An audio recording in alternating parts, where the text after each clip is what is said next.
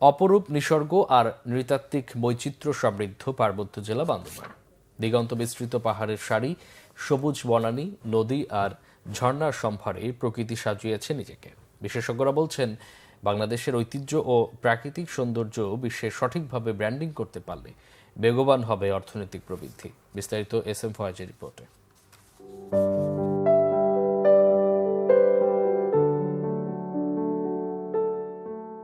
পাহাড় কন্যা বান্দরবন। প্রকৃতি এখানে শিল্পীর তুলিতে আঁকা ছবির চেয়েও সুন্দর। নিসর্গের এই সৌন্দর্য মুগ্ধ করছে দেশি বিদেশি পর্যটকদের।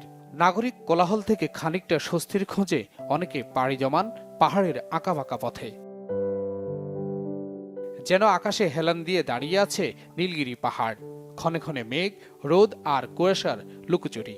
শীতে তাই বেড়েছে পর্যটকদের আনাগোনা। প্রধান সৌন্দর্য হচ্ছে পাহাড়, প্রকৃতি আমার কাছে বেস্ট লাগে। আমি ফুল দেখেছি আর হচ্ছে মানুষ দেখেছি, সবকিছু দেখেছি। মানে পরিবেশ তো পরিচ্ছন্ন, এটা হচ্ছে সবচেয়ে বেস্ট। নিরাপদ, কোনো সমস্যা নেই। বান্দরবনের সৌন্দর্য অনেক ভালো লেগেছে। রিভার দেখেছি, মেঘ দেখেছি, ঝর্ণা, সবাই মিলে সবকিছু মিলে ভালো লেগেছে। অনেকে এসেছেন পরিবার পরিজন নিয়ে। ঘুরে ঘুরে মুগ্ধ চোখে দেখছেন অপরূপ নিসর্গ।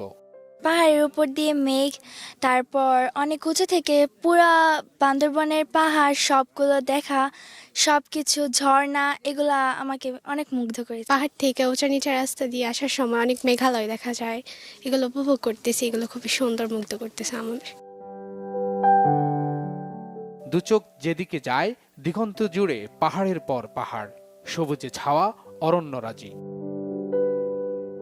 বান্দরবানের প্রাকৃতিক সৌন্দর্য কত সুন্দর, কত পাহাড়, এখান থেকে কত সুন্দর কুয়াশায় ঢাকা সবকিছু দেখা যায়। আমরা নিজেদের দেশটাকে যদি একটু ভালোবাসি, একটু পরিষ্কার পরিচ্ছন্ন রেখে এখানে যদি ঘুরে ফিরে একটু দেখি, তাহলে আসলে বুঝতে পারবো যে আমরা আসলে কত বড় একটা অপরচুনিটি পেয়েছি। জানি না, এখানে অনেক ভিউ দেখে অনেক ভালো লাগে। অনেক ভালো লাগে এসে, আর এখানে এসে মেঘ দেখতে পাচ্ছি আমরা। পর্যটনের সম্ভাবনাকে কাজে লাগাতে পারলে স্থানীয় জনজীবনে সহজেই আর্থসামাজিক পরিবর্তন আনা সম্ভব মনে করেন খাত সংশ্লিষ্টরা। বান্দরবানটাকে দেশি এবং বিদেশি পর্যটকরা যত পছন্দ করে, সেই তুলনায় আমরা প্রমোট করতে পারি না। এর পেছনে একটা বড় কারণ হচ্ছে যে বিদেশিদের ক্ষেত্রে বান্দরবনে প্রবেশ করতে গেলে একটা পারমিশন নিয়ে আসতে হয়।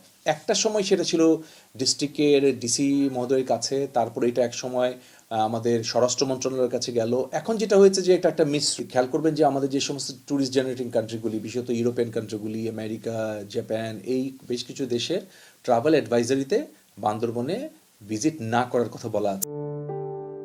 সঠিক পরিকল্পনা নিয়ে এগুলে থাইল্যান্ড, নেপাল, ভারত, মালয়েশিয়ার মতো সম্ভাবনাময় হয়ে উঠতে পারে বাংলাদেশের পর্যটন শিল্প। S M Foyez, Bangla Vision, Dhaka.